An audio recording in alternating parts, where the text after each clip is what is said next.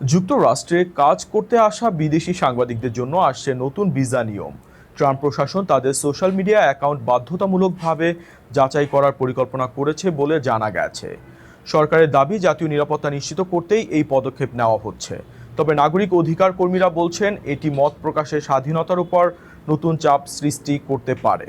নতুন এই নীতি কাদের উপর প্রযোজ্য হবে এবং কিভাবে কার্যকর হবে, বিস্তারিত জানুন প্রতিবেদনে।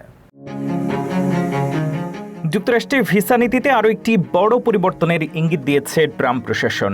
এবার যুক্তরাষ্ট্রে কাজ করতে ইচ্ছুক বিদেশি সাংবাদিকদের সামাজিক যোগাযোগ মাধ্যমের কার্যক্রমও খতিয়ে দেখা হবে। নতুন এই পদক্ষেপকে জাতীয় নিরাপত্তার অংশ হিসেবে ব্যাখ্যা করছে ওয়াশিংটন। তবে এটি নিয়ে ইতিমধ্যেই শুরু হয়েছে ব্যাপক বিতর্ক।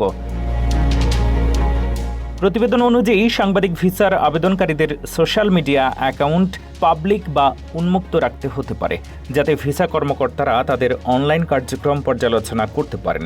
একই নিয়ম কানাডা ও মেক্সিকোর নির্দিষ্ট ধরনের কর্মী ভিসা আবেদনকারীদের ক্ষেত্রেও প্রয়োগের পরিকল্পনা করছে।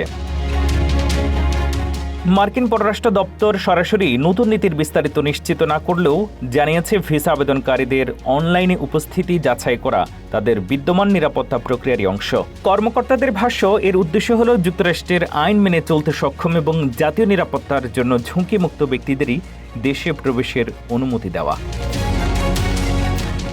এর আগে বিদেশি শিক্ষার্থী, অভিবাসন আবেদনকারী ও কিছু ভিসাধারীর ক্ষেত্রেও সামাজিক যোগাযোগ মাধ্যমের পোস্ট পর্যালোচনার নীতি চালু করেছিল ট্রাম্প প্রশাসন। বিশেষ করে ইহুদি বিদ্বেষ, সহিংসতাকে উস্কে দেওয়া বা যুক্তরাষ্ট্র বিরোধী কর্মকাণ্ডের সঙ্গে সংশ্লিষ্ট পোস্টগুলোকে গুরুত্ব দেওয়া হচ্ছে। তবে মানবাধিকার ও নাগরিক স্বাধীনতা নিয়ে কাজ করা সংগঠনগুলো বলছে, ভিসা সিদ্ধান্তে সামাজিক যোগাযোগ মাধ্যমকে বড় মানদণ্ড বানানো হলে মত প্রকাশের স্বাধীনতা এবং স্বাধীন সাংবাদিকতার উপর নেতিবাচক প্রভাব পড়তে পারে। নতুন এই নীতি কার্যকর হলে যুক্তরাষ্ট্রে কাজ করতে আগ্রহী বিদেশি সাংবাদিকদের জন্য ভিসা প্রক্রিয়া আরও কঠোর হয়ে উঠবে বলেই মনে করছেন বিশ্লেষকরা।